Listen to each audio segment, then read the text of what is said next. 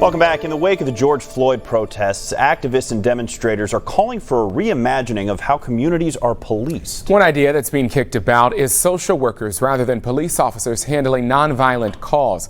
As Walter Smith Randolph reports, this idea has been around for a long time in Erlanger and Alexandria. It's a Tuesday morning and Cassie Hensley is on her way to a house call.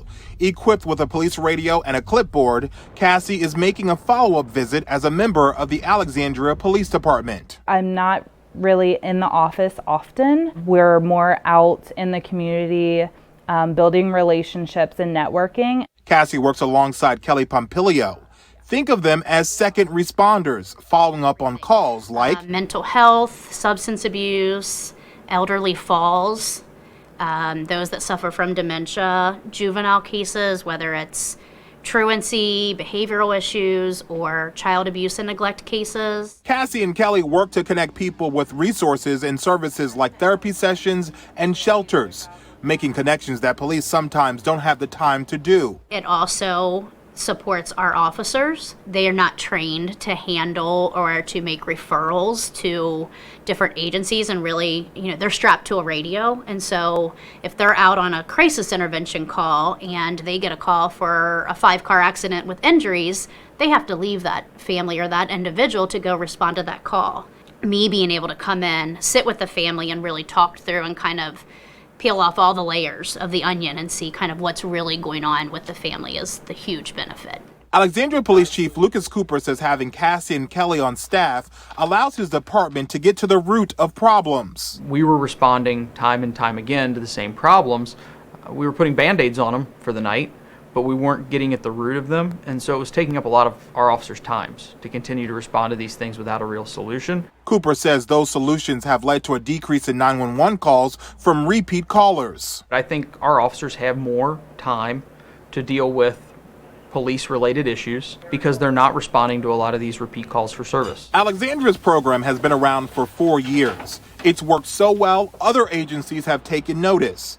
Becky Strauss interned under Kelly and helped start the program in Erlanger. Our officers give my cards out a lot, and I would say probably 75% of them call me. Becky says sometimes people are more comfortable talking with her because of her role. I'm not a state worker. I can't come and take your kids. I'm not a police officer. I can't take you to jail. So I'm really just there to help you.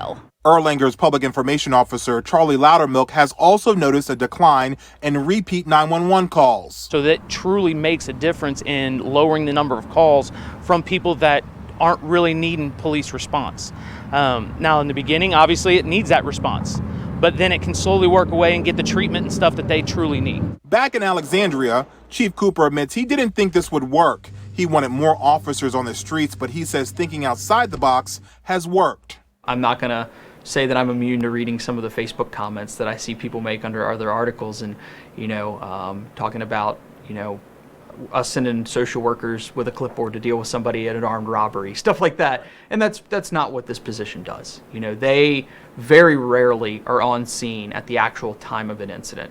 Sometimes they will be, and if they are, it's only because our officers have responded first and made that scene safe for them to respond to. Cooper says having social workers on the police force is a part of the future of policing, and his department has received calls from all over asking how it's done. I think that this is a piece of the puzzle that's going to continue to develop over the next few years. It's a puzzle Becky, Kelly, and Cassie are enjoying help solve. I'm getting emails and phone calls, and people will show up instead of calling 911 and bogging down our officers. That's a positive, and so that tells me that the word's getting out in Alexandria. And the word is getting out all over. Both the Campbell County Police Department and the Highland Heights Police Department have applied for a grant to fund a police social worker position. And the Alexandria Police Department has even created a toolkit so other agencies can get started. Walter Smith Randolph, Local 12 News. Walter, thank you. The Cincinnati Police Department works with 3 social workers. CPD does not fund those positions. Cynthiana also has social workers in its police department.